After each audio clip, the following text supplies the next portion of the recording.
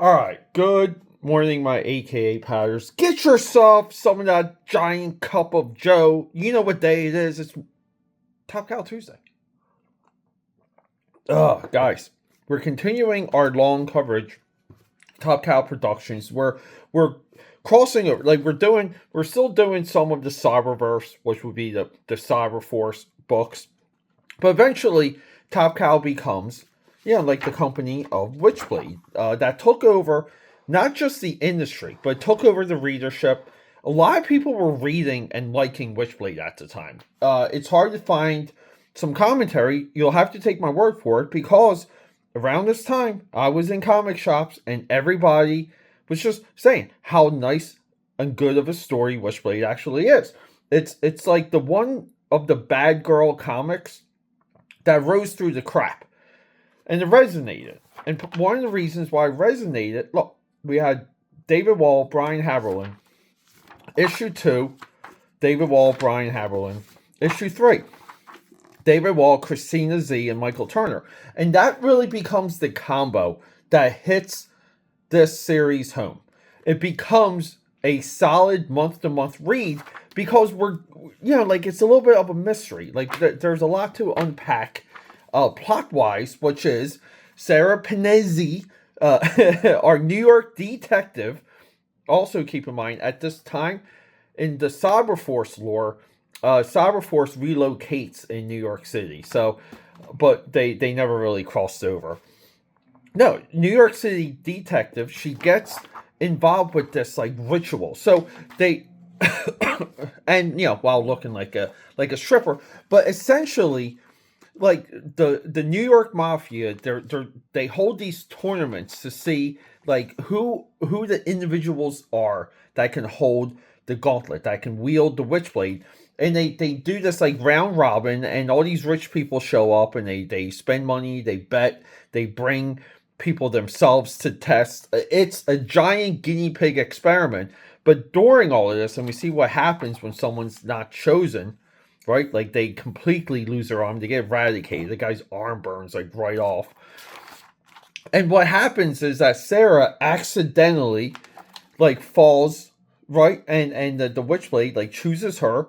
It clings to her arm, and then she just flames and torches the entire room while her partner is dying, because we see her partner get shot right here. So that's this moment here becomes the plot thread that really makes it issue 2 interesting. And if you read issue 2, and let's just go back in time. You pick this up, maybe you were lucky enough, because this became a wall book instantaneously. So all of a sudden, which is why there's so many different printings of Witchblade and collected editions, Top Cow was fighting the demand to make this available, because all the comic shops would just pull it, and it'll be a $50 wall book. And how's that fair? Yeah, so we need that death to smash into issue 2. And issue 2, let me move these out of the way. Issue 2 ends in such a cool way that you immediately want to read issue 3. This is what I call month-to-month storytelling, where not everything is laid out. Not everything is always perfect. For example, in this issue, we're introduced to Sarah's sister. And we see that her sister is very, very much troubled. And that, not to spoil too much of the issue. Okay? But essentially, we're her sister is just thrown into the mix. But we see that Sarah has real adult responsibilities. Her sister, young, hot, attractive, going through those things, dealing with boys. And there's somewhat of a hint to something deeper happening with the sister. Is the sister mentioned in a prominent character, or do they build into this scene from issue 1? The answer is no. So there's a lot of you play it loose sometimes when you're month to month, because guess what? All of these creators, and I gotta say it, the inside cover design, magnifique. these are human beings who make this book. They don't see into the future.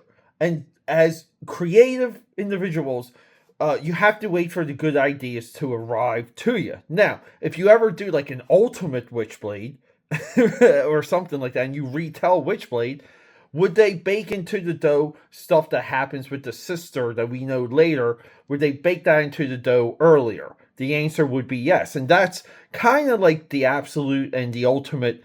That's what's fun about those books, because they boil down the essence of like all these other things that happen when you're month to month. So it starts as you need it to. You just spent $2.50. How did we start it? We already got some Jubilas on the cover. Let's just start it in the strip joint. Let's just start it in the club that the New York Times got a couple of reports on. But guess what happens in the club? A mass murder happens. as it happens here in issue, like, let me remind you guys, let's get into, where's that splash page? Show your boy the splash page. Where's it at? It's a sideways. Yeah, where like everyone in the club is just completely decimated. But yeah, so anyway, so Sarah, and we see here, like, see, these are all the fools that she tore apart at the end of issue 1. That's her partner. And then Sarah, she basically is like, look, this thing chose me. It's powerful. I can't get it off. I don't know what's happening. And she kind of like blacks out. And she's hoping, here's the thing, she's hoping that she's like in the squad car with her partner on a stakeout. She's hoping that she's dreaming. But she wakes up and she finds out that it's all real. This other detective in her department has the Witchblade. She has all these wounds over her. The doctors are talking how this doctor's like, look, she's healing at this like exponential rate. If she's doing anything holistically, I'm going to be forced to rethink what I think I know about holistic means. And they talk about the flowers. She got this big vase of flowers. And they're like, is that safe for her? Because she coughs here. And the guy's like, yeah, leave the vase of flowers. And then we see it's Ian here, Norringham, the assassin of the mafia. He's the one that sent the vase. And then Sarah just has like this moment where all these like elements in her life, right? And this is like the cool thing with the Witchblade. It's somewhat like a spiritual like force. And this is what I like about Turner's layout sometimes. This is the splash page, but the way how he draws it, it is separated within panels. And you get just a bigger scope of it. Look, the power of life. We can give you life. We control the power of God lies in our hands. The power. Okay. Yeah. And like everything with this kaleidoscope montage, it's said right here. The power of life. We can give you life. That's the theme of the entire issue. So as we move forward, Sarah does like a nice jump scare, right? If this was a movie, right, we would have been like, don't give us cheap jump scares. But the nurse is like, we just wanted to see who sent you the flowers. And she's like, holy crap, it's Kenneth Irons. I'm sorry. Kenneth Irons is the guy's name. So I always call him Ian Norringham. That's later. Kenneth Irons. Holy crap. So we got Kenneth Irons sending the flowers. We got Ian here stalking everyone. Let's go. The mafia is doing a debriefing, and even this guy's like, look, how did you guys survive that nightclub thing that just happened a night ago? Like 20 people died. You, that dumb cop, and your assassin. And then boom, he tries to get assassinated again. And here we go. I love it when we establish power sets. Right here. Ian Nottingham. Catches the bullet. He's like, you may retaliate now, Nottingham. He's like, yes, sir. He drops a bullet. He drops a bullet in the champagne flute. This girl is freaking out, but we know she's just a little bit turned on. And this dude is like, I gotta get out of there. So here we go. Car sequence. The one dude gets thrown through the window. His pickup guy, or the wheelman, he's like, oh, this is easy. I'm going to run him over. And Ian's like, no, dude, I just caught a bullet. What are you doing? What are you doing? And he just like slices right through the card. Guys, look at this. I love how he draw the glass. It's a nice pose. Now, some of the angle of the pose, I'll show you guys something. Okay, and this is how you have to look at illustration this way. The angle of the pose is like this way, okay? Right? Like here's our, okay? So he's in like a flat, but the car is like in a, because the car is angled, right? So the car is facing more over 3/4. So it's not quite consistent, meaning the Ian's body here should have been turned.